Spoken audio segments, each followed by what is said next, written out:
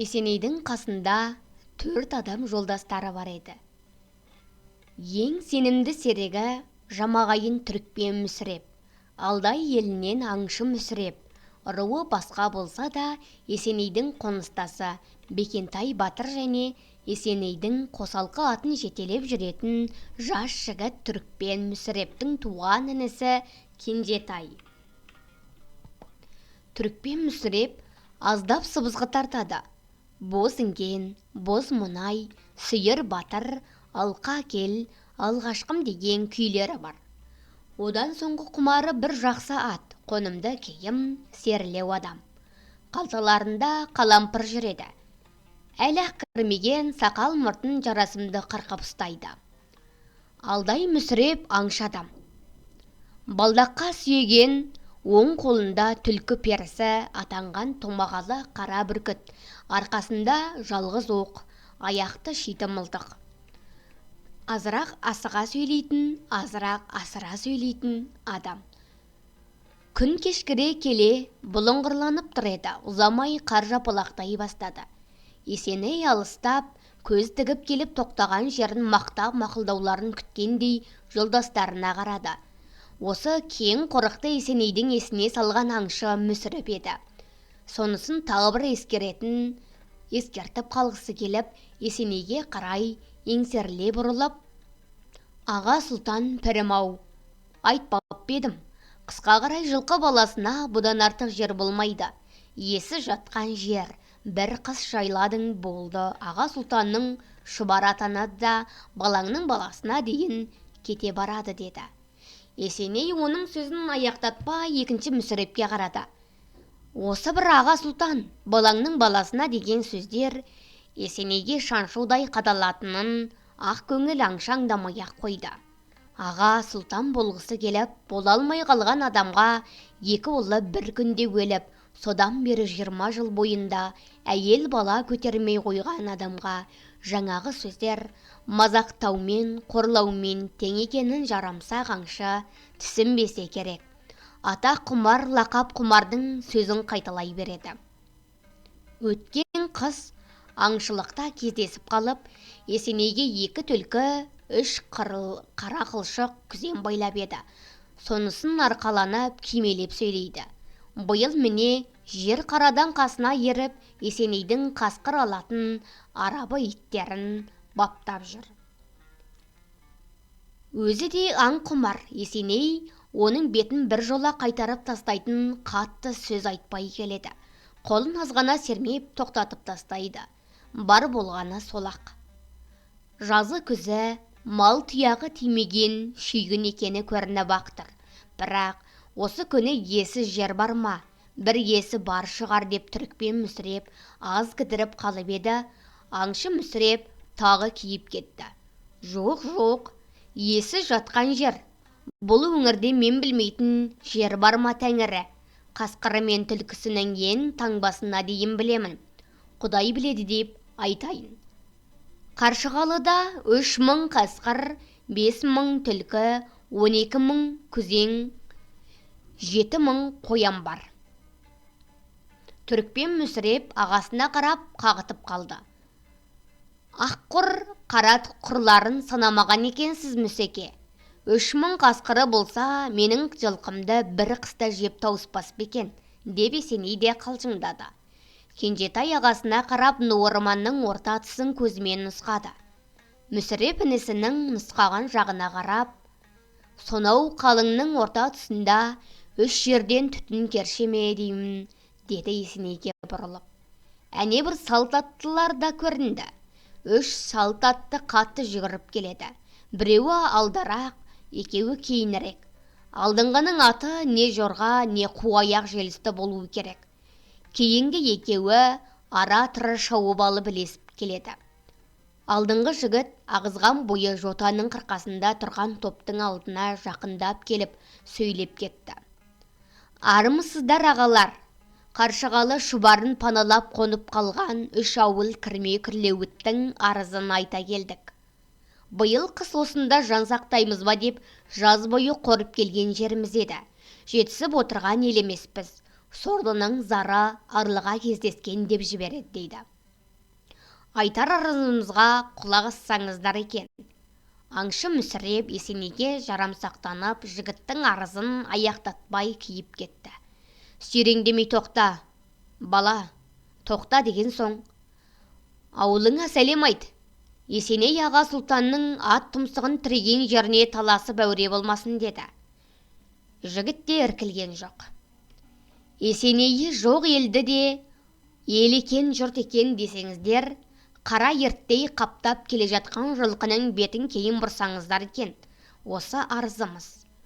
Мына көргенсіз неме кімнің атын атап тұр өзі? Құйрығыңды түріп тастап дүрелеп алсын деп тұрмысың деп, анайы аңшы атын тебініп қалды. Есеней қолына сермеп тоқтаппағанда, әлденеге ұрынып қалатын жайы бар. Жас жігіт бұл жолы жауап қайырған жоқ. Басын төмен иіп, арызына жауап күтіп тұр.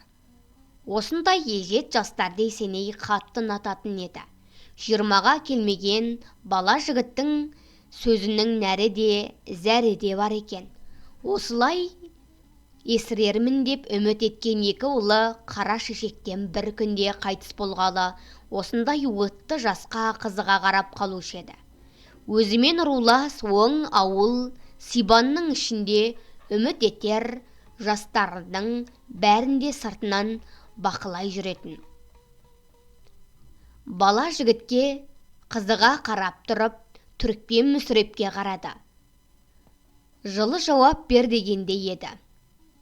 Түрікпен Мүсіреп жас жігіттің сөз саптауының ашынғандық лебін өзі де танып тұрған.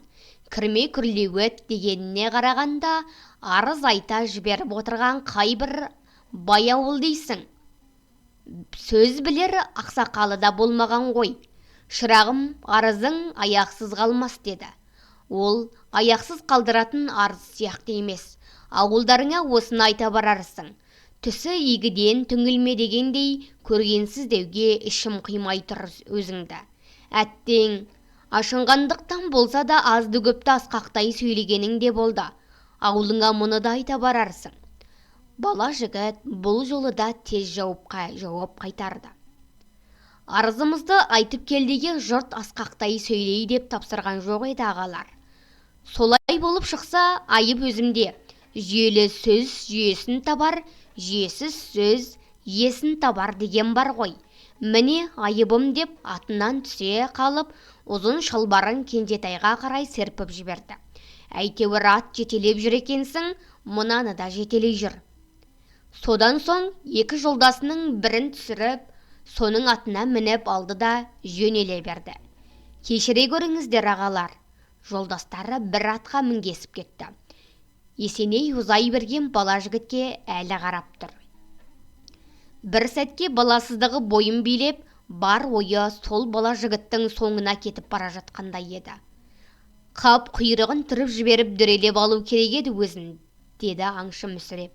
Қайта қызына бастап, құйрығын түріп дегенді тауып айттым деп қайталап тұр. Апырау, бұл кімнің қызы болды екен деп Түрікпен Мүсіреп Есенейге қарады. Қыз? Күні бойы Есенейдің аузынан шыққан екінші сөз осы еді.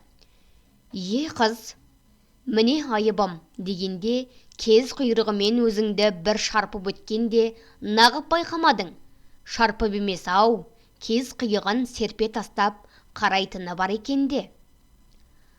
Ай Түрікпен ай, жер ортаға жақындап қалсаң да қызгеншек дегенде қырағысың ау деді Есеней. Неге екені белгісіз мақтағандай еді.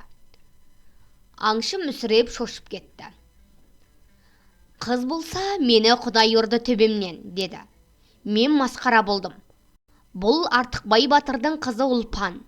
Үйіне қонып кеткеніме ай толған жоқ. Ең болмаса қара жорғасын танымай қалғанымды қараш. Бір күн қасыма еріп жүріп, екі қаз байланып еді.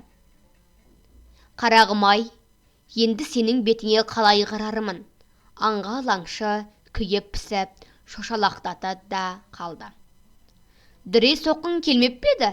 Бетіне қарамай-ақ соға бересің де, деп өзі сасқалақтап қалған аңшыны Түрікпен Мүсіреп бір жола өлтіре салды. Артықбай батырдың қызы деймісің? Деді Есеней. Ойбай аға сұлтан пірім-ау, соның қызы ұлпан. Сол жақ артқы аяқ бақай маңдайында төбелі бар, су төгілмейтін қара жорға ғой мынау. Қыздың бір-ақ рет көз қиығын Есенейге серпе тастап қарағанын Түрікпен Мүсірептен басқа ешкім аңдамай қалған екен. Кешкірген бұлыңғыр күн, қапалақтаған қар, арыз айтуға қыз келер деп кім ойлаған?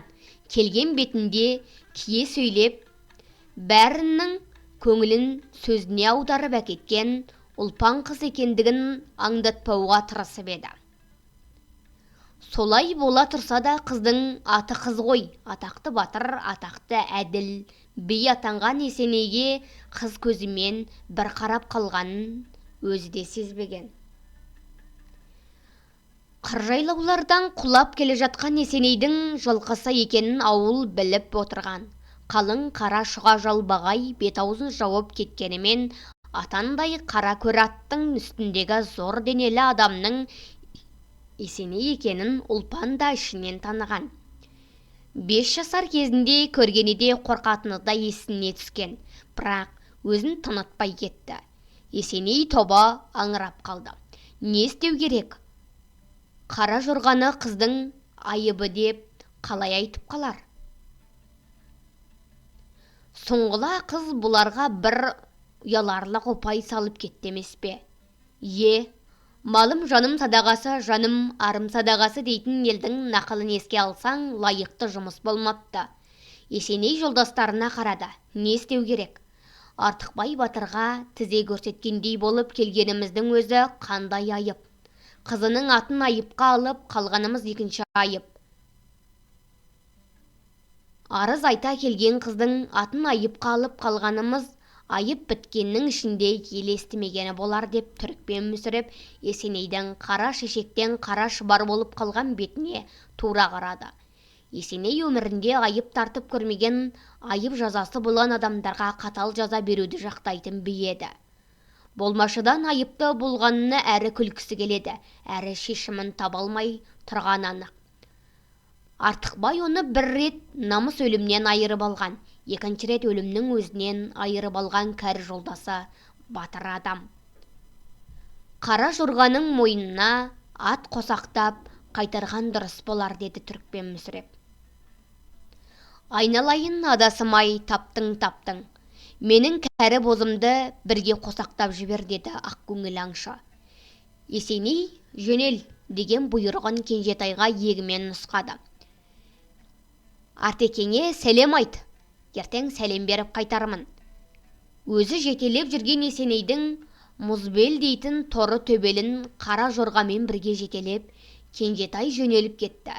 Есеней жолдастарына ендігі байламын айтты. Осы жоннан әрі бір жылқы тұяқ салмасын. Сәдірдің қосынан басқа қостардың екеуін қос мұрынға қарай, төртінші қосты өзіміздің ақ құсақ Қарамен Еламан көліне қарай аударыңдар. Сәдірдің қосы осы маңда қала тұрсын. Екі адас менімен қаларсыңдар. Бекентай мен қос мұрын қосымен кетерсің. Жолдастары Есенейдің бұйрығын орындауға тырысып кетті. Есеней өз қосын тіктіруге тапсырған көлге қарай жалғыз бұрылды. Бұдан 10 жыл бұрын жер астындағының дыбысы елден бұрын маған жетуші еді. Артықбай батырға орынып қалғаным қартая бастағаным-ау деп ойлады Есеней. Әлде қадырым түсе бастағаным екен. Аңшының көпіртпесіне еріп кете бергенім қалай? Бұрын ғой ондайды өзім анықтатып алушы едім. Жаңағы аз оқиға Есенейдің көз алдына бұдан 15 жыл бұрын өткен оқиғалар әкелді. Артықбай батырдың ерекше бір ерліктерін еске түсірді. Ол бейбіт елді қайта-қайта шауып, қайта-қайта талан-таражыға салған Кенесары төренің лаңы болатын. Кенесары орыс шекарасынан шеткей отырған Керей, Уақ елдерін 2 рет шауып әкетті. Кенесарына қан сайлауға риза болса, ақсақал, қарасақал билері тез жетсін деп шапқыншы жібереді де 3 күн ішінде хабар болмаса шауып әкетеді. Жылқыға құмар, қыз-келіншекке құмар. Тобыл, Бағлан, Стап, Капитан қалаларына жақын отырған 5 болыс Керей Уақтың шетірек отыратындарын әлде неше рет шауып кетті. Бұл рулардың сарыарқаға қарай шетірек отыратындары болғанымен, қалың көпшілігі орыс қалаларына шектес отыратыны жан сақтап келіп еді. Аман қарағай дуанына қарайтын көп рулы елдердің өміріне базар кірген. Шай, қант, нан, орамал, сабын, сиса, барқат, жібек, бұлғары кірген. Бұдан 20 жыл бұрын қандық жойылғаннан кейін жаугершілік саябырлап бейбіт өмірдің іргесі бекіне бастаған. Соның бәрін ұмытып, Кенесарына қан сайлауға бұл елдер көнбей қойды. Шабылып жатыр. Қыз-келіншектері қорланып жатыр, көнбей жатыр. Есеней бірдеме білсе, Кенесары сідік баса, ақылсыз адам болып шықты. Қазақ хандығы дегеннің шек-шеңбері де жоқ, бұлжымай тұрар заңы да жоқ. Біреуі қан сайланса, қан Шыңғыстың барлық ұрпағы да елді ру-руға бөліп алып, билеп, ойына келгенін істей беретін. Тоймайтында, қоймайтында, енді сол заманды Кенесары қайта орнатпақшы. Ол заманнан бұл ел бір жолап безініп болған. Маңдайы тайқылау, төбесі шошақтау көрініп еді. Кенесары ақылды адам болмай шықты. Қазақ жерінің батысынан бастап шығысына дейін жетіп, енді оңтүстігіне иек артып қалған орыс қалалары бар. Орал, Орынбор, Тобыл, Түмен, Қызылжар, Омбы, Ірбіт үлкен шаһарлар. Ол қалалардың ішкі бетін астарлап қазақ-орыс станциялары орнап қалды. Сонда Кенесары хандығын қай жерге орнатпақшы? Бетбақталаға ма? Оған ерген ел өзінен өзі ақтабан шұбырынды болмасқа не амалы болмақ? Бұдан 2 жыл бұрын Кенесарға ерген елдердің қазір қашып жатқандары бар. Мұны да түсінбесе, Кенесары шын ақымақ екен. Отаршыл патшалықтың алары да аз емес. Орыс қалаларынан сенің аларың да аз емес. Қанның қазанына түсіп кеткеннің сенің аузыңа көбігі де тимейді, сүйегі де тимейді. Осыны ойлаған елдер тыныштығын шайқап, Кенесары дүрбелеңіне ермей қасарысып қалды. Осыны ойлаған Есеней Кенесарыға қарсылықтың туын көтерді. Керей уақ деп аталатын 5 болыс ел Есенейдің айналасына жинала берді. Қазақ соғыстарында жаралану көп те, елім аз болады. Садақ оғы көбінесе алыстан атылады да әлсіз теді, әлсіз жаралайды. Сойыл шоқпары бар адам найзаны да оп-оңай қағып қалып ортасынан үзіп жібере алады. Найзасы сынған адам құрқол адаммен бірдей. Қылыш деген қарама-қарсы қасарысып қылыштасу деген қазақ соғыстарының салтына кірмеген.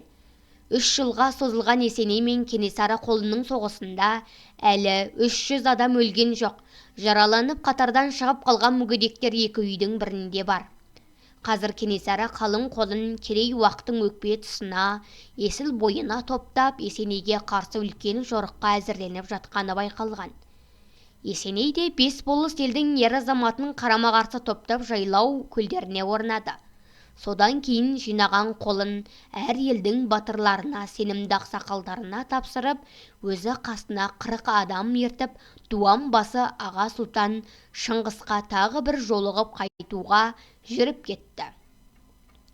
Аман қарағай дуанының Аға Сұлтаны Шыңғыс Уәлиханов деген төре еді. Ол адам Кенесары қозғалысына қосылған да жоқ, қарсылық та көрсетпей келеді. Шабылып жатқан елі бар, Кенесарыға кетіп жатқан елі бар.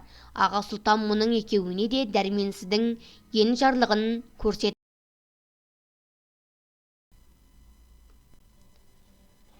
3 жылға созылған талан-таражыға селт еткен емес. Қысқа қарай 40 семіз соғым, жазға қарай 40 сауым бие, 100 бойдақ қой жинатып алады да, соны беріп отырған ел шабындыға ұшырап жатқанда үн шығармайды.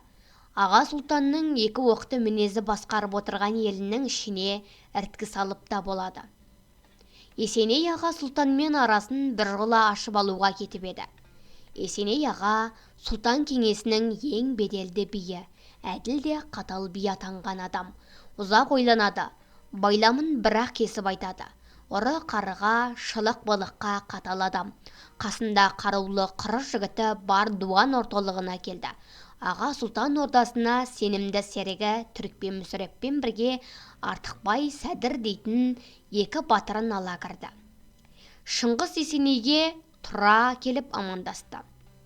Есеке, қош келіпсіз, төрлетіңіз. Бет аузына адам тура қарай алмайтын қара шымар орта бойлы адамдар кеудесінен ғана келетін алып денелі Есенейге аға сұлтан әрі таңдана әрі қауіптене қарайтын еді. Өз орныңызға деп өз қасынан орын нұсқап абыржып қалды. Төрде отырған Кенесарының елшісі Тілеуімбет би мен Жанай батыр тағы бірнеше адам бәрі де тұра келіп амандасты. Есеней төрге отырып қалған Тілеуімбет биді төмен ығыстырып, әдеттегі өз орнына Шыңғыстың оң жағынан жақын таяна отырды. Отыра бергенде тізесі Тілеуімбет бидің санына тиіп кетіп еді, ол ыршып кетіп Жанай батырға соғылды. Жол болсын, Есеке, дуан мәжілісінен бір ай бұрын келіп қалыпсыз, тыныштық ба әйтеуір? Тыныштық болса келетін бедім тәңірі. Жын ұрған бауырың қол астындағы елді күнде шауып дамыл беріп отырма, деді Есеней. Әдейі Тілеуімбетке тигізе де қадай айтты. Керей уақыттың ішінде Есекең барда сырттан ешкім бата алмас деп, біз мұнда тыныш жата беріп едік деп, Шыңғыс сөз аяғын іркіп тоқтады. Сол Керей уағың ат үстінде ұйықтайтын болғалы 3 жылға айналды. Ол сенің біліп отырған жайларың, деді Есеней, енді Шыңғыстың сөзіне тура қадалып. О, Есекем ширығып келген екен. Есекем ширығып келсе, мен қашанға детім бойынша аузымды аша алмаймын деп Шыңғыс кеңкілдеген болып өтірік күлді. Шамдана сөйлеспей, шыдаса тұрайық деуге де аузым барар емес. Сөз жалғанысы үзіле бастағанына сезіне қалған Тілеуімбет би сөйлеп кетті. Сөзшең адам екен. Орағытып, оспақтап, мақалдап, мәтелдеп, шарғалап келіп, аяғында шамданып күш көрсетіп қалды. Қазақ болғалы өз алдына ел болып, оңаша бір қоңғалы қандығынан айырылса, ел болудан қалғаны. Қара саба тай жүзген бұқардан келген тайқазан бәрі ыдыра болғаны. Қара нанға құл болып қанына тіл тигізге мейлі би, мейлі құл болсын, тартатын бір сазайын көргенемен оңғанын. Тілеуімбет осылай айбар шегіп тоқтады. Есеней оған жауап бергісі келмей, Мүсірепке иек қақты. Отағасы, сіз қашанғы қандықты қай қанды айтып отырсыз? Осы отырған аға сұлтанымыздың әкесі Уәлихан қайтыс болғалы 20 жылдан асып кетті. Содан бері Сібірге қарайтын 6 дуан қазақтың қаны барын естігенде, білгенде емеспіз. Кенесарыны одан-бұдан қосылған саяқтар қанымыз десе, онда біздің жұмысымыз жоқ дей берсін. Бірақ мені қан сайламасаң, шауып алам деп отырған бұзақыны есі бар ел қан сайламайтын болар. Сіз біздің елге 2 рет келіп, осы тақпағыңызды 2 рет айттыңыз. Сонда біздің 5 болыс Керей уақ қандай жауап қайтарды? Есіңізде болар. Тілеуімбет би Түрікпен Мүсірептің бір сөзін естігісі келмей көзін жұмып алып, басын төмен салбырап, тұнжырап отырып қалды. Кенесарының биіне орыс қойған дуан биінің өзі жауап бермей қасындағы атқосшы Түрікпеніне жауап қайтартқаны қатты қорлау еді. Тілеуімбеттің менсінбегені Мүсірепке де батып кеткен екен, сондықтан ол сөз аяғында бидің өзін түйрей кетті.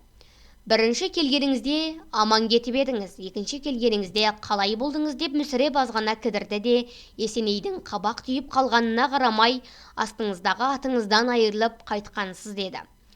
Кенесарының Керей уақ елдеріне 2 рет жіберген елші Тілеуімбет би сол жолы үлкен ұятқа ұшырап қайтқаны рас болатын. Айыр көмей, жезтаңдай атанған бей мақал мәтелдерімен жұртты ұйытып әкетіп еді. 5 болыс Керей уақтың арасына үлкен толқу кіріп, ойдан гөрі сөз шешендігіне бастарын шұлғи бастағанды. Ол шешендік бидің өз сөзі емес. Оның айналдырып алып танытпай отырған ел қазынасы екенін қараңғы жұрт аңдай алмай қалған. Пай-пай айттау, Ел қамын жеген едіге осындай-ақ болар деген дауыстар шыға бергенде Тілеуімбет ұғынсаң болды жұртым деп шалқая берген. Тап осы тұста қалың топтың ортасында отырған Есеней бидің алдына бір бурыл сақал адам келіп тізе бүгіп еді. Әділ би деп алдыңа жүгінуге келдім Есеней. Арызымды тыңда. Осы әулиесіп отырған Тілеуімбет бидің мініп жүрген сарала жорғасы кімдікі екен? Соны сұрап беріңізші деген. Өзінікі болат та деген Есеней. Тілеуімбет бидің біреудің атын мініп жүр деймісің? Есеней би құрып қойған қақпаның бар екен ғой деген Тілеуімбет ашу шақырып қалды. Жоқ, Есеней би алты дуанға атағы жайылған сарала жорға менікі. Осы кісі бас болып келіп 2 етті. Сараланың тұқымын түгел айдап әкетті. Содан кейін өзім кеше көшіп келіп капитан аузына тоқырадым. Жаңа ғана Тілеуімбетке бас иіп қалған жұрт енді оның теріскей жағына шығып кетті. Ятай, бұдан да өлген артық қой. Сен өзің кімсің? Деп сұрады Есеней. Біреудің қандатымен шығады, біреудің даңқы итімен. Қарауыл аты ғой. Атығай Сауытбектің аты Сарала итімен шықса, мен Сарала жорғасымен аты шыққан қойлы Атығайдың бір жаман шалымын. Онда сен жаман бала болдың ғой. Болсақ болармыз. Ал биеке, төресін өзің айтыңыз, деді Есеней Тілеуімбет биге. 40 қамшы дүре. Кімге? Би үстінен шағым айтушыға болады да. Есеней аз аялдап отырды да, сенікі деді жаман балаға. Мүсіреп Тілеуімбетке осыны ескертіп қытықтап алды да тоқтады. Тілеуімбет сол қатып қалған бойы қатты да қалды.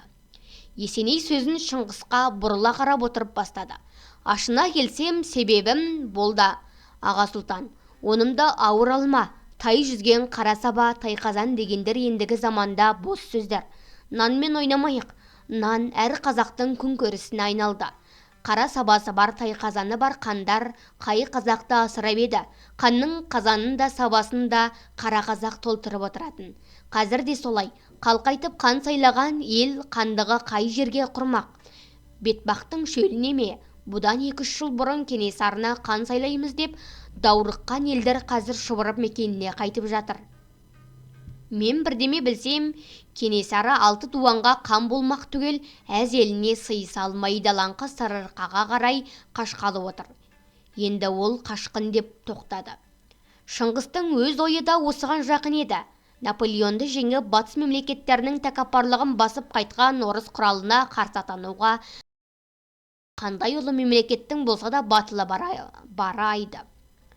Ондай күш қазір жер жүзінде жоқ. Түптеп келгенде Кенесары елді біраз араңдатады да тас талқанға ұшырап тынады. Дегенмен 300-дің болыс билері бас қосып Кенесарына қан сайласа, мүмкін қазақтың елдігін таныған патша үкіметі. Шыңғыстың өз ойы да осыған жақын еді. Наполеонды жеңіп батыс мемлекеттерінің тәкаппарлығын басып қайтқан орыс құралына қарсы аттануға қазір қандай ұлы мемлекеттің болса да батылы бармайды. Ондай күш қазір дүние жүзінде жоқ. Түптеп келгенде Кенесары елді біраз арандатады да тас талқанға ұшырап тынады. Дегенмен 300-дің болыс билері бас қосып Кенесарына қан сайламаса мүмкін қазақтың елдігін таныған патша үкіметі қысымын бәсеңдетер ме еді, әлде қайтер еді. Бірақ қандық деген өмірлік тіршілік бола алмайды. Аға сұлтан мұны жақсы біледі. Шабын шапқыдан азар болған ызалы ел көп болса Кенесары жүзге келер дегенді таратып жіберген қалың бұқара одан бір жолата безінуге жақын. Мұна отырған ақылды қара шұбар осының бәрін әбден түсініп, қан тұқымдас аға сұлтанның бетіне тура айтып отыр. Не елмен бол, не туысқаныңды жақтап шық, бетіңді аш дегелі келген ғой. Патшалық тәртіп бойынша аға сұлтан болып отырған адам бірінші болып Кенесарға қарсы аттануды керек еді. Оған қалай барар? Тілеуімбет би қол жинап келіп, Кенесарыға қосыл деп салмақ салады. Бұған қалай барар? Есеней тағы сөйлеп кетті. Кенесары керей уақыттың дәл өкпе тұсына мыңдаған сарбазын төгіп, ертең бүгін шабуылдайын деп отыр. Бізде қарап отырғанымыз жоқ. Тегінде осы жолы бір жағымыз ағалып тынатын болармыз. Әдейі соны хабарлайын деп келдім. Сөз арасында азғана кідірісті пайдаланып, Тілеуімбет би Есенейге қарап: Аман қарағай дуанының төбе биі Есеней орыстың қоржыншысы болыпты дегенді естігенде қуанарымызды да ұяларымызды да білмедік. Қалайда өзіңе лайық болса бізге сол болады. Қайырлы болсын деп бүйідей шағып алды. Есеней бөгелген жоқ. Есенейдің ескі қоржынына Кенесарының 200 жауынгері сыйып кеткен соң, қоржыныма әбден ырзамын деді ол Атығай. Қарауылдың дардай биі едіңіз. Кенесарының поштабайы болып далақтап жүргеніңіз өзіңізге де қайырлы болсын. Шарпысып-серпісіп қалды да екеуі де тоқтады. 3 жылға созылып бара жатқан айқастарда Есеней Кенесарының 200-дей адамын тұтқындап алып, стапқа тапсырған. Сонысы үшін Хорунжи деген атақ алған. Тілеуімбет би аға сұлтан сайлауында бұрынғы би атағынан айырылып қалып, қазір Кенесарының анда бар, мұнда барында жүр. Екі бидің алма кезек кектесіп қалғандары осы жайлар еді. Шыңғыс қатты қысылып қалды. Түптеп келгенде Есенейдің не айтарын Шыңғыс ертеден сезінетін. Бұл жолғысы не қосыл, не бөлін, бойыңды көрсет деген еді. Ертең өзі басқарып отырған дуанның қақ жартысындай қалың бір жері шабылып қалса, Есеней ол жайды Сібір губернаторына шағым етпей қалар ма? Қазір жұқалап аңдатып отырса, губернаторға турасынан басады. Омбыда 6 дуан үстінен бақылайтын Тұрлыбек отыр. Ол Есенейдің туысқаны, қарын бөлесі. Шағымның бірінші жолдары шабуыл алдында аға сұлтанға өзім барып, хабарлап едім, құлақ аспады деген сөздерден басталатын болады да. Жауығып алған екі жақтың менің алдымда кездесіп қалғанын қайтерсің. Осы бір қолма-қол жанжалға айналуға бет алған кездесуді әбден тау бұдыратып жіберетін не шара табылар екен. Осы тұста неміс пе, швед пе, ел қазағы берсең деп кеткен шикіл сары майор Бергсен келіп: аға сұлтан мырза, ат ойындары әзірленді, мергендер де әзір, қабыл етіңіз деді. Шыңғыс қуанып кетті. Қадірлі билер, енді сөз жарыстырып, ушықтыра бергеніміз лайықсыз болар. Екі жақтың да түтіні танылды. Далаға шығып әскери ойындарды көрсек қайтер, деп орнынан тұрды.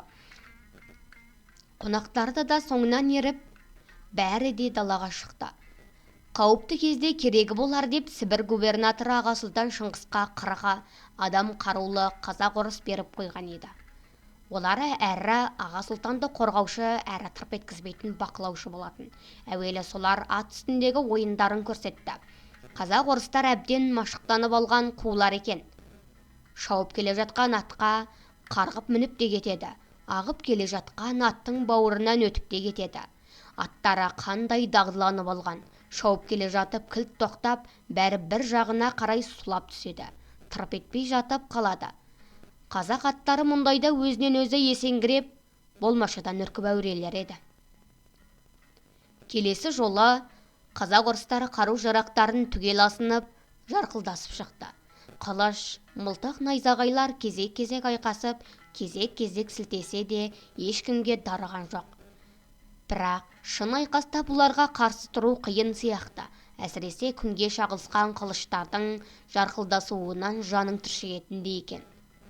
Шыңғыс Тілеуімбет биге ұмытпастай бір сабақ бергендей, оның бетіне ара-тұра қарап қойды. Керазу қырсық би, бұлар аттарын жатқызып тұрғызып жүргенде біз де қарап тұрмаспыз еді. Кенесары тобырының беті қисайған жағынан бұрылар емес. Бұл далаңқы елдердің қан тұқымдарының би болыс ақсақалдарының беті. Елдің патша отаршылдығына заңды қарсылығын пайдаланып, қандық құрмақшы. Олар енді ол бетінен қайтарыла алмасқа кеткен бәрбір қайырлығаныңмен патша да жарылқамайды, ел де жарылқамайды. Қазақ-орыстар ойыннан кейін жамбы ату басталды. Бұл ойындардың екеуі де Тілеуімбет бидің келуіне көрсетілген құрмет ретінде әдейі әзірленіп еді. Екі биік қарағай бағанға көлденең салынған арқалыққа салбыратып ілген бірнеше жамбы жарқырайды. Екеуі тай тұяғындай бақыр, екеуі бір теңгелік күміс, екеуі бармақ тырнағындай ғана алтын жамбы. Майор бәсекелі атыстың шарттарын түсіндірді.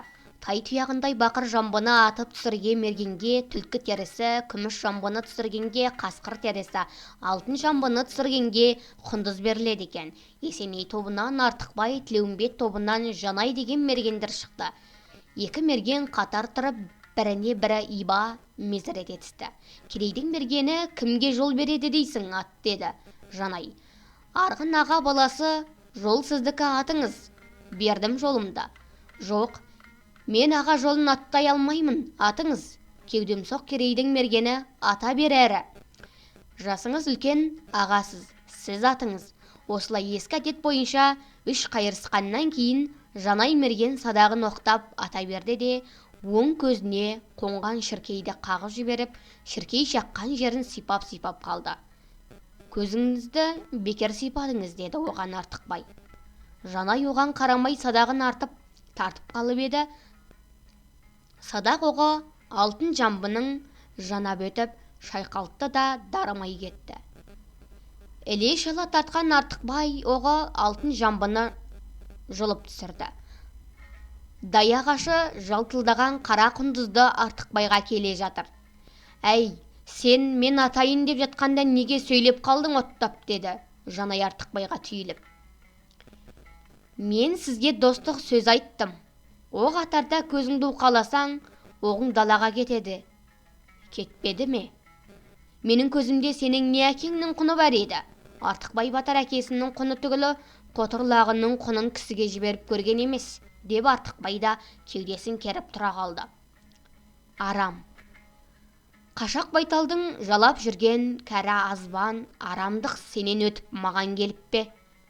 Кенесарының Бопай деген қарындасы көптермен көңілдес бола беретін тойымсыз атанған адам.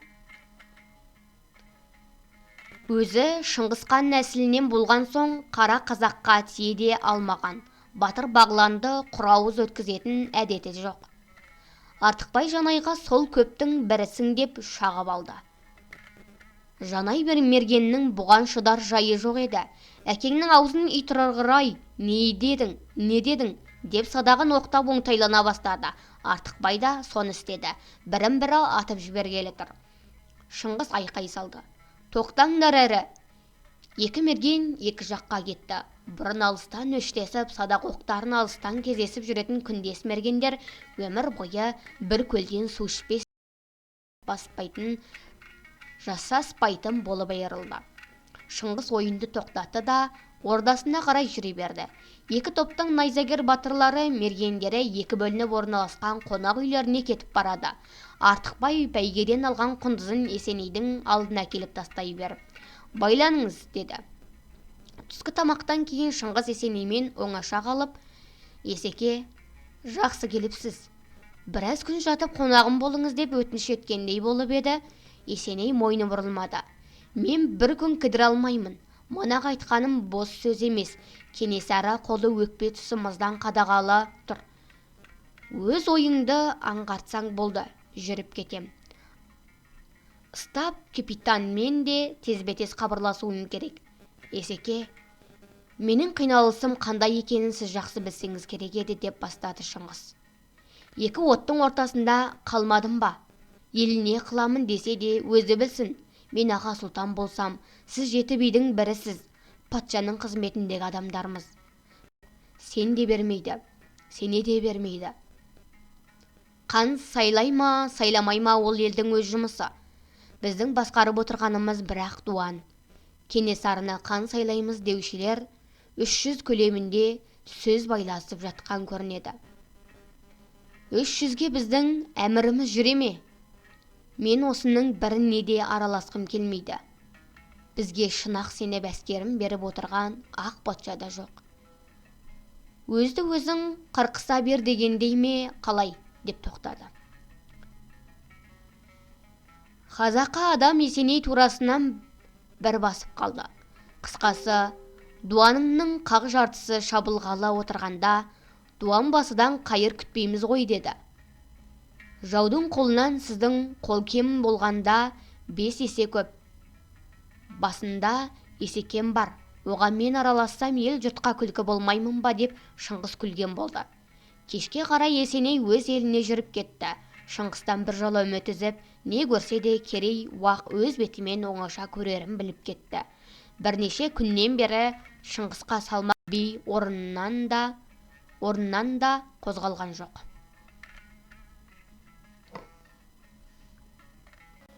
Дуан орталығы Аманқарағайдан кештетіп шыққан Есеней тобы таң құланиектеп келгенде, Обаған өзенінің жалғасы кіші теңізде отырған Жазы бидің ауылына жетіп еді. Арғын Жазы би Орынбор, Сібір губерналарының шекарасын салысқан.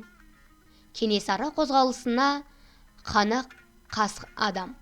Әзір қол жинап аттан салмағанымен Есенейге қатты тілектес, сырлас жүретін еді.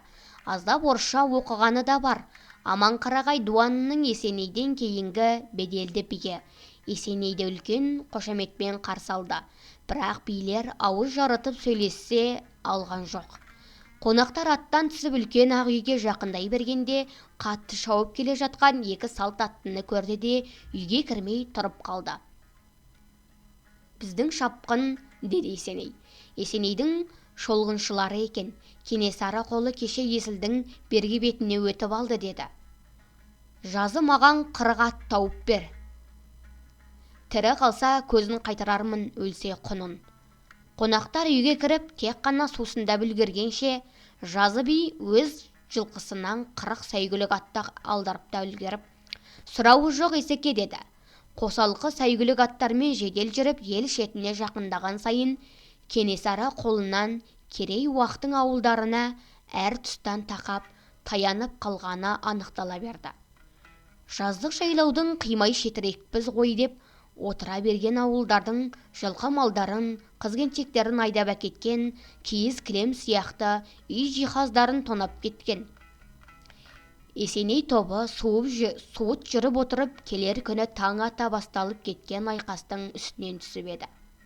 Сырт шамасы 5 шақырымға созылған жазықта Кенесары қолы мен керей уақ қол айқасып қалыпты. Есінен айырылған ерттеулі аттар айқас шегінен үркіп шығып, бетімен шапқыласып жүр. Айқас шегі солқылдап біресе оңтүстікке, біресе солтүстікке қарай ойысып қалады. Қуғандар мен қашқандар екі жақта да бар. Қазақ соғыстарының бәрі осылай. Біресе қуғандар кейін оралады да, қашқандар қайта оралып соғысып кетеді. Есеней айқас жайын бірден шамалап алды. Жау қолы 5 есе аз, бірақ жинақы. Ел қолы 5 есе көп, бірақ кейде шоғырланып бір тұсқа үймелесіп қалады да, бас қалаларымен қанаттаса білмейді.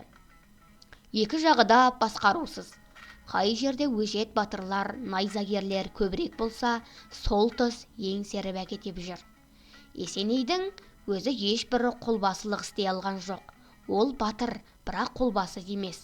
Келген бетіне айқас майданының бір шетінен екінші шетіне дейін айқай салып, керей уақтың ұранын шақырып шауып өтіп, өзінің осында екенін білдірді.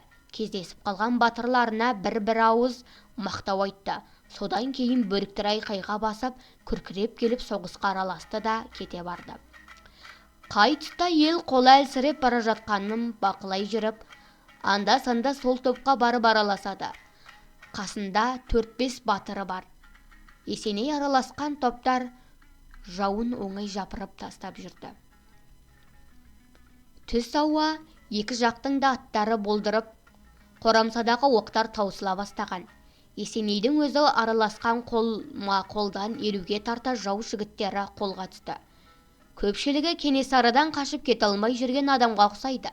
Тағы біразы жараланған жауынгерлер. Жау қолына түсіп қалған ел жауынгерлері 2-3 есе көп. екі жағы да қолға түскендердің қолдарын артына байлап, өз жағына қарай айдап әкетіп барады. Әсіресе иесіз қалған аттарды қуып жүргендер көп. Осы кезде Есенейдің өзі жараланып қалды. Садақ оғы екі жауырынның орта тұсынан келіп қадалыпты. Қашуға бет алған бір топ жауынгерді қуа жөнеліп еді, қылша мойнынан оқ тиіп, Есенейдің аты омақата құлады. Есеней жерді сүзе құлады. Онсыз да қара шұбар бетінің дал-далы шығыпты. Бет аузын қан жуып кеткен. Қосалқы атты жетелеп жүрген Бекентай ауыздығымен алысып, қызып алған тың атты тоса берді.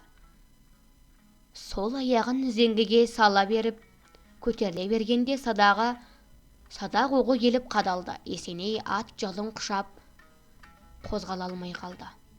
Есенеймен үзеңгілес жүрген Сәдір, Мүсіреп, Артықбай батырлар Есенейді қоршай тұрып, ем-домдарын жасады. Әуелі Есенейдің арқасына әлі шаншылып тұрған оқты жұлып алып, қан сорғалай жөнелген жарасын сол оқпен ұшықтады. Ұшық, ұшық, ұшық. Дауасын бере көр, пайғамбар Жүсіп. Ұшық, ұшық, ұшықтаған біз емес, алдай қара бақсы ұшық. Ұшық, ұшық, ұшық, ұшық. Ал енді елге қарай, стаптағы доқтырға қарай, Бекентай бидің атын жетекке ал. Мүсіреп пен Сәдір екеуі Есенейді екі жағынан сүйемелеп алды да, Артықбай батыр арт жағынан қорғап, Есеней тобы қозғалып кетті. Ойбай, аяң, аяң деді Есеней ауырсынып. Түгел қолға түсімен тынарын көріп келе жатқан Мүсіреп Бекентайға аяңы құрсын, шап жосыт деді. Есеней тобының қаша жеңілгенін таныған соң, жеңіле берген жау еш жинап ерленіп кетіп еді. Есеней тобын жан жағынан қапталдап, әсіресе арт жақтарынан тақтап келеді. Осы кезде стаптан жіберілген қазақ-орыс жүздігі де келіп қалып еді. Қылыштары жарқылдап, найзалары арандай тітіркейіп, шошындыра келе жатыр. Жау жалп беріп кейін бұрылды. Арт жақтан тақап қалғандары асығыс болса да, 10 шақты оқ боздатып барып бұрылды. Сол 10 шақты оқтың бірі Есенейді арт жағынан қорғап келе жатқан Артықбай батырдың белдемесінен қадалып еді. Батыр адам белінен қадалған оқты өз қолымен жұлып алып лақтырып жіберді де, ет қызуымен шаба берді. Жақын қалған қазақ-орыс жүздігіне ұшырасқанша жараланғанын білдірген жоқ. Басқалармен бірге жүзбасыға «Здрасти» деді де атынан сырғып құлап түсті. Бұдан әрі түйеге теңгеліп келіп, стаптың әскерлік емханасында бір ай жатып, Есеней ауылына салт атқа мініп қайтты. Артықбай батыр 6 ай жатып, шанаға түсіп қайтты. Содан бері ол шойырылған шойнақ, екі аяғы сал болған жансыз. Есенейге тиер екінші оққа өзі араға түсті де, оны аман қалып қалды. Өз міндетті кісі де мүгедек. Аңғал батыр арқасына қадалған оқты өзі жұлып алып лақтырылып жібермей, табан аузында ұшықтатып жіберсе, осындай мүгедек болып қаларым еді. Ұшықтатқан Есеней әне жазылды да кетті ғой. Сол соңғы айқастан кейін Кенесары керей уақыты мазалаған жоқ. Қазақ даласының оңтүстігіне қарай ойысқан бойы Алатауға жетті де құлады. Қайтып оралған жоқ. Есеней стап емханасында тыныш жата алмады. Ол Кенесарыға қарсы болған елдердің туын өз қолына алғанда да ой түбінде бір түйгені болатын. Соңғы рет Аға Сұлтан Шыңғысқа барып айтуында да сол есебі бар еді. Қан тұқымдары қандығын аңсамай отыра алмайды. Қан тұқымы Шыңғыс Кенесарыға қарсы аттанбай, ел ішіне ірткі салды. Ресей үкіметіне үлкен опасыздық жасады. Осы ойлары Сібір губернаторы генерал-майор фон Фридрихстің миына қорғасындай құйыла қалса, Шыңғысты ұшырып түсіруге болар еді. Есенейдің бұл ойларын генерал-губернатордың құлағына құя білетін адамы да бар. Ол Есенейдің қарын бөлесі Тұрлыбек Көшенұлы, алтын дуан үстінен қарайтын үлкен төре. Есеней сол Тұрлыбекті стапқа шақыртып алды. Жарасы жазыла қоймай іріңдей беріп қатты күйзеліп жатқан кез еді. Тұрлыбекпен қатал сөйлесті. Сен осы омбыда не бітіріп отырсың? Төре тұқымдарын қашанғы төбемізге көтере береміз? Шыңғыс дегеннің кім екеніне әлі көздерің жетіп болған жоқ па? Ол Кенесарының бірінші қолдасы болып шықпады ма? Ондай көзқарас омбыда өршіп келеді, Есеке. Дегенмен бата алмай отырмыз дейсің ғой. Онда өзіме ерік беріңдер. 5 күнде қол-аяғын кісенде бомбаға айдап әкелейін. Орысша семинария бітірген түгел қалаша киінген Тұрлыбек Есенейдей өрт мінез, өр көкірек емес, заң шеңберінен шықпайтын жегін аттай жортақы адам еді. Қарын бөлесіне қанша болысқысы келсе де, Шыңғыс қылығына қанша наразы болса да, қол іске де, қолма-қолға да қарсы, заңдылықты аттап өтіп көрген емес. Қандық жойылып, Аға Сұлтан басқаратын дуан ашылғалы Сібір губернаторларының мазасын алған Кенесары бұл талағы аяғы көтеріліске әкеліп соқты. Сол кезден бастап Тұрлыбек Кенесары жайында әлденеше рет әділ ойларын білдіріп келді. Қазақтың қара бұқарасын тым жабайы, тым қараңғы, беделсіз де тұрақсыз көретін патша үкіметі қан тұқымдарын біржола ақтап тастауға бара алмай жүр. Кенесары қазақ елінің патша наразылығын пайдаланып қан сайланбақшы. Есеней болса Шыңғыстың Кенесарға қарсы аттанбағанын пайдаланып Аға Сұлтан сайланбақшы. Есеней туралы Шыңғыстың ойын да Тұрлыбек жақсы білді. Алдағы сайлауда Шыңғыс Есенейдің орнына түсіріп, басқа біреуді би қоюға әзірленіп жүр. Түп тілегі қарау болғанымен қазір Есенейдің дәлелдері ұтымды. Ал амал не? Губернатор алдында Шыңғыс ұтымды. Губернатор оны сыртынан балағаттап алады. Шекспирдің бір сөздерін еске түсіріп, барлық түні ойын күлкі, мастықта күндіз басы, жастықта дейтіні де бар. Шыңғыс өмірі ойын күлкі, қыз-келіншек, ұйқымен өтіп жатыр дегенді аңғартады. Шыңғыстың қасындағы майоры Беріксеннің де 2-3 рет шағым еткені бар. Ол да Кенесарының елшілері жиі келіп тұратын түнге қарай ауыл сыртында оңаша кеңестерінде екі арала сыйлықтар да жүріп жататынын жазатын. Сонда да Шыңғысқа қарсылықтың тіреліп қалар бір бөгесі бар. Тұрлыбек те оны бұза алар дәрмен жоқ. Аяқтап келгенде әрине Шыңғыс жеңеді, Есеней жеңіледі, билігінен айырылады. Есеней тағы да көтеріле сөйлейді. Арқасы таңулы, етбетінен жатыр. Мойнында бұрылмайды екен. Қара шұбар, бет-аузы жаралы. Егін шағын адамның қара санындай дерлік білектеріне сүйеп жастықты күмпілдетіп сөйледі. Мен сені неге оқыттым? Сенен басқа жетім қалған бала таба алмадым ба? Көрсет өнеріңді. Шыңғыстың құлар кезі осы. Әттең, жатып алғанымды көрмейсің бе? Әйтпегенде ең берісі Шыңғыстың шаңырағын ортасына түсіріп шауып алар едім. Есеней мұны істеуден тайынбайтын адам. Қыстап қазақ орыстары да оңдайдан бас тартпайды. Олар үшін бәрі орда, Кенесарысы не, Шыңғысы не. Бәрі бір. Кенесары қолмен Есенейдің соңғы айқас аяқталып қалғанда кездесі де жауынгер қазақ орыстарының қол қышуы қанған жоқ. Осы жайларды еске алып Тұрлыбек енді Шыңғыс пен Есенейдің арасын ушықтырмау жағын қарастырды. Бұл екеуінің арасына жанжал араласса, ел ішіне бүліншілік кіретіні де даусыз ғой. Есеке, қазір омбы сіздің еңбегіңізді аса жоғары бағалап отыр. Аманқарағай дуанын талан-тараждан аман алып қалған Шыңғыс емес, сіз деп біледі. Жүрер алдында генерал-губернаторға кіріп, лұқсат сұрап шықтым. Сізге көп-көп сәлем айтты. Ресей үкіметі сіздің қызметіңізді ұмытпайды. Қазір Есеней биге қандай қошемет көрсету керек, соны ойластырып отырмын деді. Есеней азырақ жадырап, бәсең сөйлесе бастады.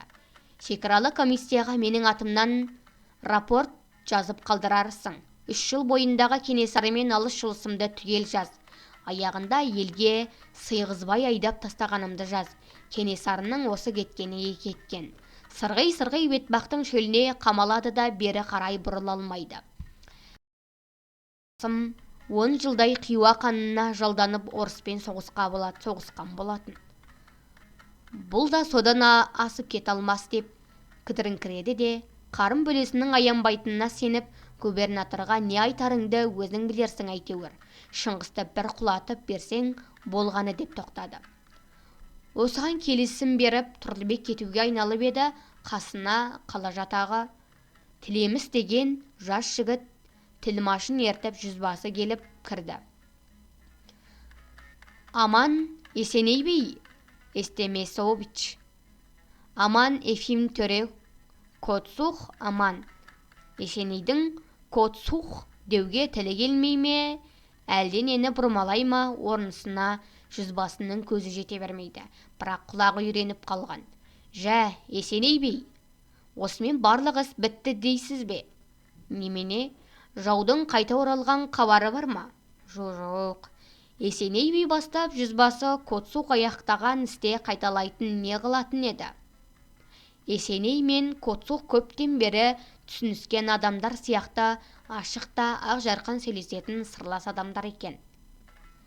Бірінің орысша, бірінің қазақша түсінбей қалғандарын Тілеміс септеп жіберіп отыр. Бұл жолы Кенесарының беті бір. Енді ол тұмсығында сұға алмайды. Қазақ-орыс қылышының дәмін бір татқан жау кім болса да қайтып артына қарай алған емес. Әттең, айналасы бір-ақ сағат айқасып қалдық. Шауып жатқан шөптерін тастап барған қазақ-орыстардың айызы қанбай қалды. Шолғыншылар мына Тілемісті ертіп алып, 4 күн жүріп, түнде оралды. Есілдің жер жағында, бер жағында бір жан қалман тырағайлап қашқан бойы кетіп отырыпты. Алдыңғы күні Есілдің ар жағына да шығып 40-50 шақырым жер жүріп шолып қайттық. Жан жоқ. Кенесары оңтүстікке қарай ойысқан көрінеді. 10 шақты ауылдың жұртында қалған ақсақ-тоқсақ кемпір-шалдардың бәрі солай дейді. Әуелі жан жоқ деп едің ғой. Жауынгер, зәлеттес адам кездеспеді дегенім ғой, Есеке. Есеней мен Артықбай батыр жараланып келіп, әскерлі емханаға түскен күні хирург доктор осы Тілемісті ертіп келіп сөйлесіп еді. Есенейге сіздің жараңыз жеңіл. Ана батырыңыз ауыр жараланған деген. Содан бері Есеней Тілеміспен тіл табыса алмай келеді. Бұдан 17 жыл бұрын Есеней Тілемістің әкесіне шошқа бақтың деп дүре соқтырған еді. Сонда 10 жастағы бала Тілеміс міз бақпай сілейіп тұрып қалған. Шешесі жылап келіп, Есенейдің аяғына жығылғанда, жас бала шешесін еріксіз тұрғызып жетелеп алып кеткен. Ажарлы әйелдің аяғына жығылғанына жібіді ме, баланың қайсарлығына риза болды ма, әйтеуір Есеней бес көк шыбықты кешірім етіп еді. Әкесі тым қарапайым, шешесі еркек көзі қадалмай өте алмас ажарлы адам екен. Ай, сенің әкең мынау кеше емес, осы елге келіп кетіп сақина жүзік соғып жүретін зергер шіркес-ау. Шешеңнің түбіне жеткен сол сақина жүзік қой деп Есеней ішіне бір түйген болатын. Сол бала Тілеміс Кавказ кескінді көркем жігіт болып өсіпті. Орысша жақсы білетін сияқты, зейінді, зерделі жігіт. Дүре жайы Есенейдің есіне қайта түсті. Тілеміс де ұмытқан жоқ еді. Екеуінің көзінде де осы жайдың ұшқыны тұр. Тілеміс Есенейге қатты ұнады. Әке шешең аман ба шырағым деп жылы шыраймен сұрады. Әкем қайтыс болған. Шешем бар деді. Тілеміс Есеней жігітке едәуір қызыға да, сынай да, іш тарта қарап жатты да аяғында. Ірбіт базары жақындап қалды. Биыл біздің үйге дәмдес болып, сол базарға сен барып келсең қайтер? Менің жайым мынау.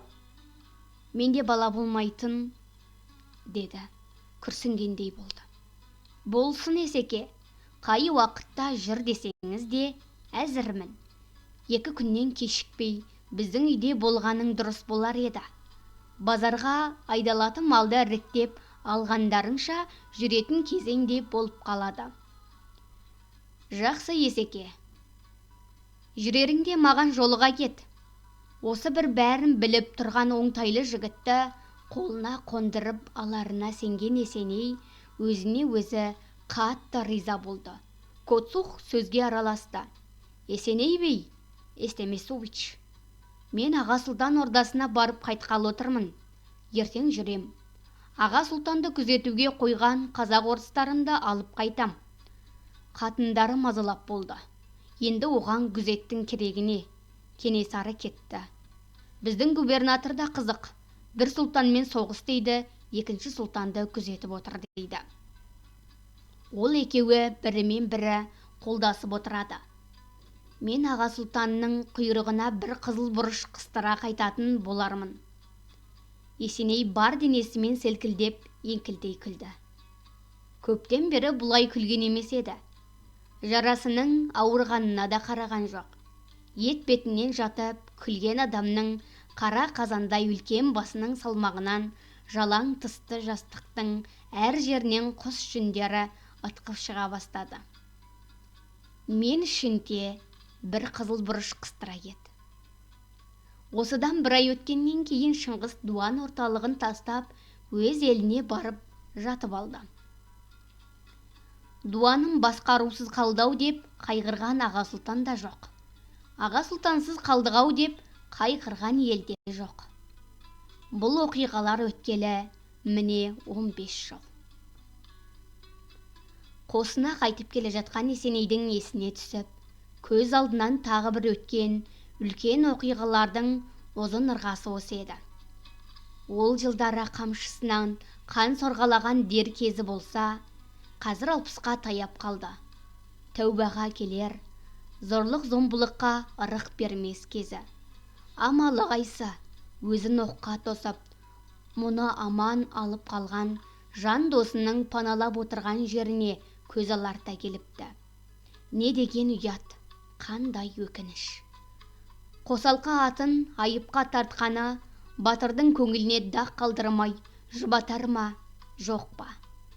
Ертең өзі барып өкінішін айтып, өтіл сұрар-ау деп, сонда да әулиеки аңшы Мүсірепке сеніп қалып едім деудің өзі қандай ұят. Қос тіктірген көлдің күнбатыс оңтүстік жақтарын орап кеткен қайың мен терек аралас қалың орман. Солтүстік шығыс жақтары тал мен шелек араласқан, шырша шыттармен ойпатта жатқан өзекті бойлап кеткен.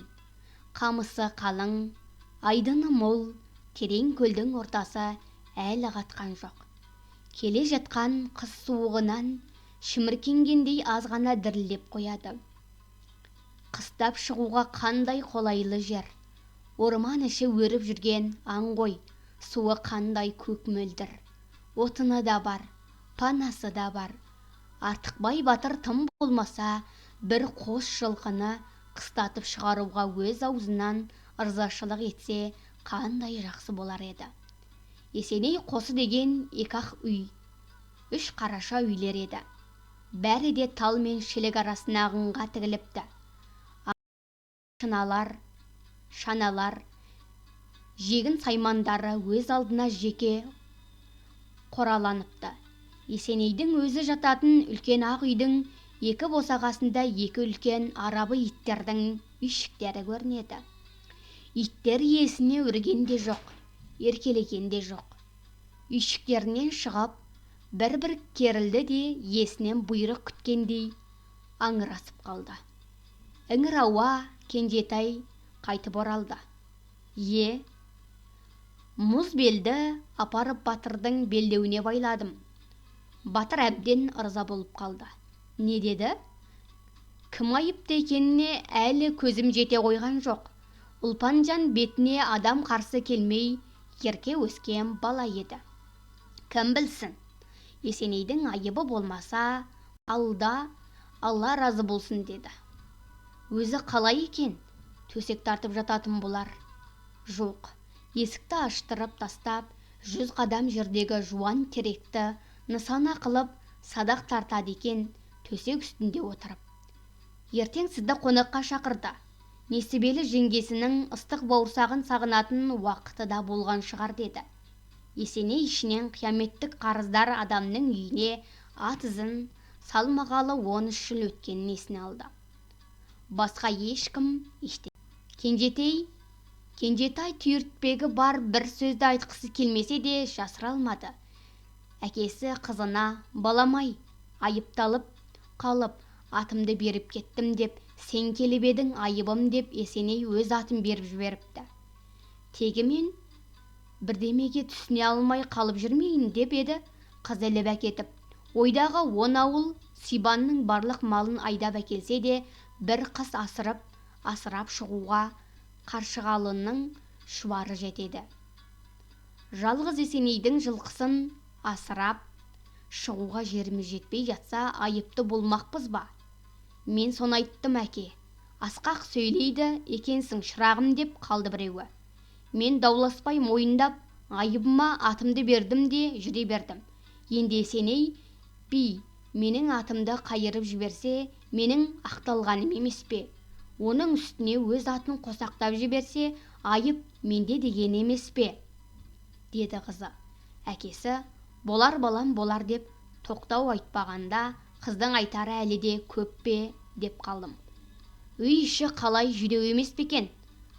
Ойша жүдеу емес, қатарлап жинаған қазынасы жоқ. Болғанымен, бар жоғы жинақы көрінді. Үйдің оң жағында кереге басына көлденең асып қойған ұзынды қысқалы 2-3 найза, 1-2 садақ, қынабында тұрған қылыш, кісе. Жарайды, намаз оқылық. Кенжетай Есенейдің әрі атшысы, әрі имамы, анығырақ айтқанда сыбыршысы, суфлері. Намаз дұғаларын ол Есенейге естірте айтып тұрады. Есеней ішінен ғана күбірлейді. Араб тіліндегі дұғаларға тілі де келмейді. Жаттап та ала алмай қойды. Араб тілінде 4 түрлі зе, 3 түрлі с, 2 түрлі х, 2 түрлі ға әрпі бар. Есеней мұның бірінде дұрыс айтылмайды. Сондықтан Кенжетай намазы Есенеймен қатар тұрып, дұғаларды Есенейге қарап бұрылып түгел естірте оқиды. Есеней қайталағанда да көбін әлде неменеге ұқсатып жібереді. Есеней қазір діндар адам болғанымен, бір кезде аса адуын озбыр би болатын. Орыс шекарасын паналай отыратын Нұралы деген момын елдің барлық жерін тартып алып, далаңғы жайлауға қарай айдап тастағаны бар еді. Момын ел қарғап сілеп кеткен екен. Келер жылы Есенейдің 2 ұлы қара шешектен бір күнде бір сәттің ішінде бірге өліп кетті. Балаларын жерлеп қайтқан күні қара шешек Есенейдің өз денесіне де қаптап білініп келеді екен. Шілденің қайнап тұрған ыстық еді. Өркөкірек батыр адам басқаларда жоқ ірі мінез көрсетті. Атына міне салып, қозы көш жердегі әулие сор атанған тұзды көлге тыржалаңаш періп кетті. Артынан келген адамдарға осы араға үй тігізуге, сусын әкелтуге бұйрық берді де, суы жылы сор көлге күні-түні шомыла берді.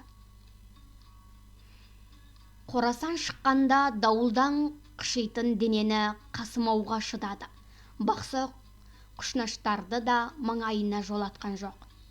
Сордың суында Қорасанға дауа болғандай қандай қасиет бар, оны ешкім білген емес. Әйтеуір Есеней бар денесіне бармақтай қара таңба түссе де аман қалды.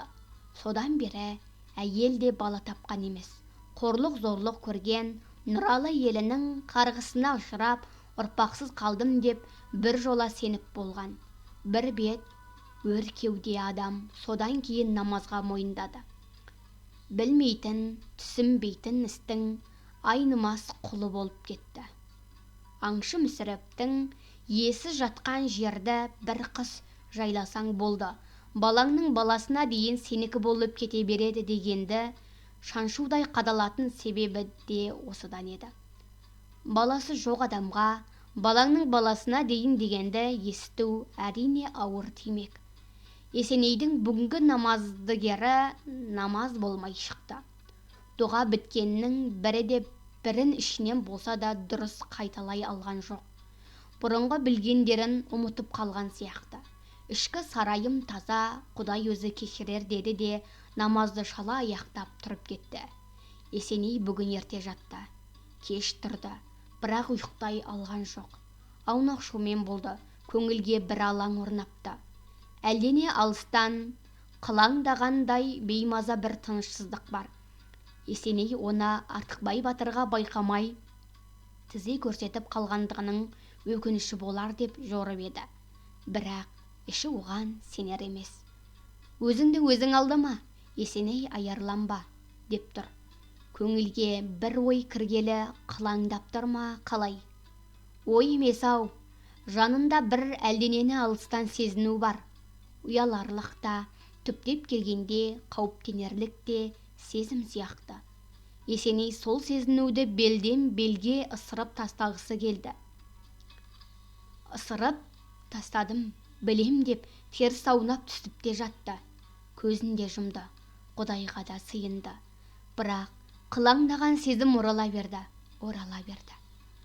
Ой көзінің алдына біресе ақ ботаның көз келеді, біресе қардан ақ қара көз бедеудің өзі келеді. Жүрегі жортқан аттай дүрсілдей соғып, үлкен денесі қызынып барады. Сол бір ішкі түйткілден құтылам ба деп Есеней жылқы қостарын қай жерге орналастырарын да ойлаған болды. Қыс бойы аң аулайтын иттері мен аттарын қайта-қайта түгендеп шықты. Бәрі бір тыншыға алған жоқ. Артықбай батыр шойырылып қалғаннан кейін Есеней оның көңілін сұрауға барып еді. Оған міне 13 жыл. Есеней сәлем беріп үйге кіріп келгенде 4-5 жасар қыз бала зәресі ұшып, үйден шыға қашқан болатын. Сол бала 3 күн бойы өз үйіне кірмей қойған. Босағадан сығалайтын да қаша жөнелетін. Ол Есенейдің Ірбіт базарынан қайтқаннан кейін досының үйіне артынып-тартынып келген жол еді. Бір ат 2 құлынды бие жетелеп, бір нар түйеге шай, қант, өрік, мейіз, киім-кешек, үй ішілік әртүрлі жиһаз арттырып әкелген. Сол өрік мейіз тана моншақ арқылы бала қыз Ұлпан Есенейге 1-7-ден кейін әрең үйірілген. Түйеден үлкен адам, қалтасы толған өрік мейіз кәмпит, ашуланбайтын, аз сөйлейтін, жұмсақ дауысты кісі. Бет-аузы қап-қара қара шұбар болса да жақсы адам болып шыққан. Күнәсіз бала көп ұзамай Есенеймен достасып кетті. Есеней намаз оқығанда арқасына асылып, мен түйеге мініп кеттім, әке сен үйде қалдың деп айқай салып мәз болушы еді. Намаздың отыратыны, тұратыны, иілетіні, бүгілетіні, еңкейетіні, шалқаятыны бар. Соның бәрі бала үшін қызық көрінетін. Тұр енді, отыр енді, шалқай, еңкей деп қанша өрелесе де түйесі көне беретін. Баласыз қалған адам бір сәтке бала қызығын көріп, іші елжіреп, баласы бар адамның бақытын сезініп еді. 2 ұлы бір күнде қайтыс болғалы Есеней өз үйінде жас баланың даусын естіген емес. Жас баланың иісі қандай боларын ұмытып қалды. Жас баланың былдырлап сөйлеп, болмашыға қуанып, болмашыдан ренжіп қаларын түсінбей келген екен. Ұлпан кеш оянады, жуынады, тамағын ішіп болады да Есенейге «Ата, намаз оқы» дейді. Есеней таң намазын әлде қашан оқып қойса да намазға қайта тұрады. Әуелі отыр дейді Ұлпан. Есеней жүгініп отыра кетеді. Ұлпан әуелі оның өкшесіне шығып, жағасынан тартып әрең дегенде қолы мойынға іліккен соң енді тұр дейді. Бір күні Ұлпан Есенейдің алдында еркелеп жатып, «Ата, сенің бетіңді кім тырнап тастаған?» деп сұрады. Сендей кішкентай кезімде қара қасқыр талап кетіпті. Сен ауылдан алыс кетіп ойнама, жарай ма? Енді бірде Ұлпан Есенейден Сен қара бұқамысың деп сұрады. Мал ішінде өскен бала арыстан, піл дегендерді білмейтін. Жоқ, бұқа емеспін. Мүйізім жоқ. Балаларды сүзбеймін. Білдім, сен қара бурасың. Таудай үлкен қара бурасың. Мен сенен қорқпаймын. Сен жақсы бурасың, е? Тағы бірде намаз оқып тұрған Есенейдің мойнында асылып жүріп, ойбай ата, арқамды құмырсқа шағып тұр деп жерге ұшып түсе жаздады. Ыршып кетті. Есеней баланы бір қолымен қағып алып, көйлегін көтеріп, барқыт шалбарын ысырып түсіріп, шықырлықта жүрген қара құмырсқаны ұстап алды. Баланың белін бір-екі сипап жіберді. Мықыннан азғана төмен, азғана сыртара көйлектің түймесіндей ғана мақпал қара меңі бар екен. Есенейдің көзіне еріксіз түсті. Есенейдің бүгінгі көрген бойжеткен қызы сол Ұлпан. Бұдан 13 жыл бұрын көрген бала қыз әлде қашан есіне шығып кеткен еді. Енді міне бүгінгі батылдығымен, бала кезіндегі еркелігімен, мақпал қара меңімен көз алдында тұрды да қалды. Ерке болушы еді. Ығыспай сөйлейтін қыз болыптау. Зейінді, зерделі боларсың деп ойлап кетіп еді. Ойлағаны келгенде қойған. Ұтқызбай кетті ғой, аңшы мүсіреп дүрелеп алар медім деді-ау. Дүреле десе, дүрелей бастаса, мақпал қарамен көзіне түсе таныр меді. Тәңір-ау, менің ойыма не келіп жатыр өзі? Ләкаулы елде бәлда, қалы мен қазым. Оң жағыма аунап жатайыншы, ұйықтайыншы. Жоқ, ұйқы келер емес. Дене қызынып алыпты. Маған қара бурасың деп еді-ау. Мен сенен қорықпаймын деген. Қой, кәрі бура, қой, құтырма. Шымыр денелі, сұңғақ бойлы қыз болыпты. Қара меңі де өсті мекен, әлде сол көйлек түймесіндей болып әппақ жайылғанда жабысып тұр мекен. Жоқ, мен өспесе керек. Әттең, мақпал қара мен сол жақ бетінде миығына таман тұрар еді. Қой деймін, кәрі бура, қой енді. Ертең артекеме барып сәлем беріп қайтамын. Жылқымды басқа жаққа аударып жібергенімді айтып кешірім сұрасам, батырдан көңілі де тынып қалар. Ұлпан тым болмаса шай құйып беретін болар-ау. Бала кезінде еріндері қып-қызыл, саусақтары салалы, көзі отты болушы еді. Байғұс бала қорасанға ұшырамаған екен, әйтеуір. Құдай-ай сақтай көрші. Әлдекім әлде қашан айттырап, құда түсіп қойған болар-ау. Оған сөз жоқ қой. Итай, не деген маңдайы жарылып туған етеді. Қазақ бесігінде жатқан баланы да айттыра береді. Кедейленіп қалған батыр әлде қашан қалың малың алып жепте қойған болар. Шешесі несібелі, сұлу да сүйкімді кісі еді. Соған тартқан ғой. Мінезі де шешесіне тартса, ақ жарқын, ашық, ақ көңіл болар. Ол бір таптырмайтын мінез ғой. Өзіне сәукеле қандай жарасар еді. Күмістеткен сарала тегене алдында, оюлы ожау қолында қымызды қалай сапырып отырғанын көрер медім бір ғана. Үлкен ақ үйді жайнатып жібереді-ау. Қой деймін, кәрі бура, қой енді, басыңа бәле шақырма. 7 жылдан бері бөлек тұратын әйелін есіне алдым. Қанекейде сұлу әйел еді. Байғұс жеңілтектеу болды.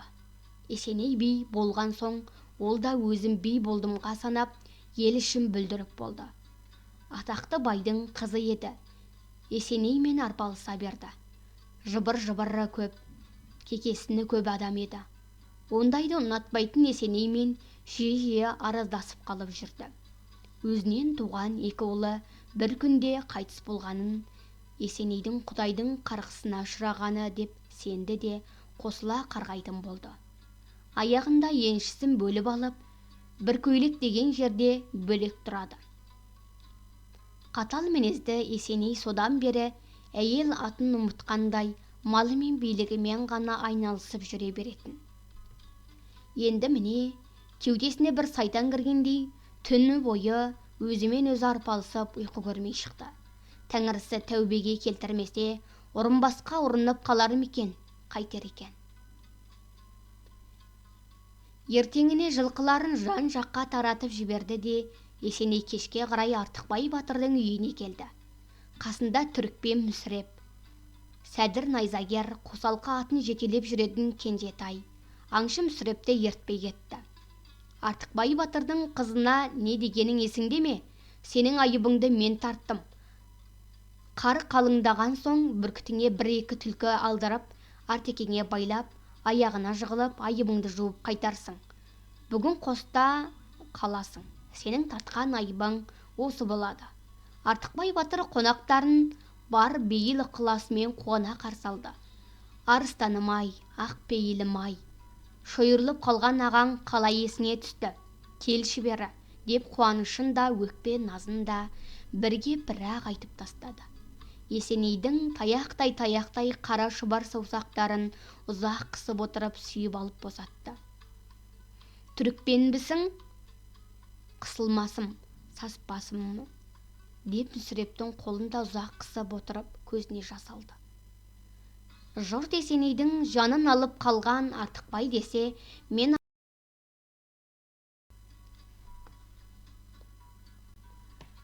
қарт батыр стап дәрігері қанасында жатқан 6 айдың ішінде Мүсірептен көрген аз-маз қайырымдылықты есіне алып отыр. Ұмыта алмаған екен. Стапқа ауылы жақын Мүсіреп Артықбайға жетісінде бір рет ас су жіберіп тұрып еді. Әскерлік дәрігер біз қолдан келерді істеп болдық дегеннен кейін қақап тұрған суық қыста батырды үйіне жеткізіп салған. Ақкөңіл батыр сонда айтқан алғысын қайталап жатыр.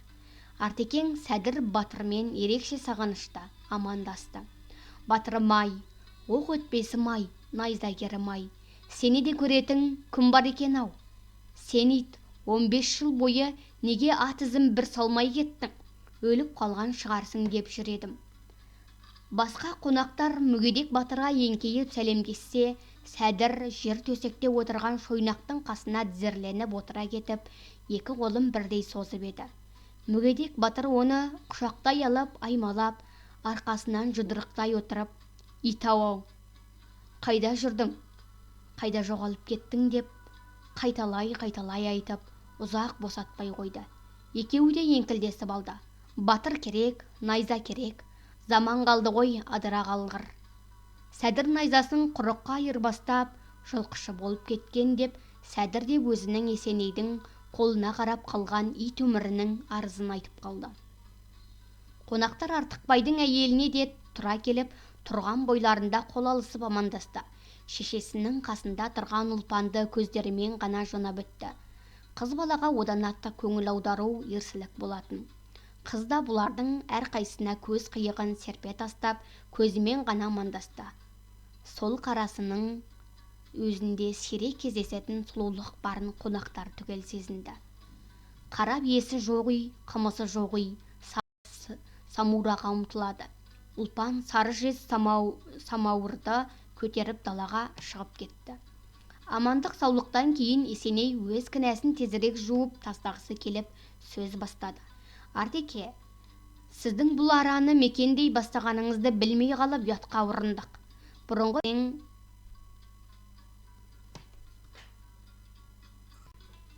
дүзге жақын болатын Ақсуат еді ғой. Биыл осылай қарай ауыстық. Жата жастана естірсің. Құдыққа құлан құласа, құрбақа құлағанда ойнар дегендей бір жайымыз болды. Есі жатқан жер дегеннен кейін қалың шұбарға қызығып келіп қалып едік. Сіздің мекендеп отырғаныңызды естіген соң, малдың жарым жартысын Құсмұрынға қарай, жарым жартысын ішке қарай аудартып жібердім. Бекерақ болған екен. Көңіл сыйса, көлдің суы жететін еді ғой. Жоқ, Артеке, Есеней бір кезде жанын алып қалған батырының жер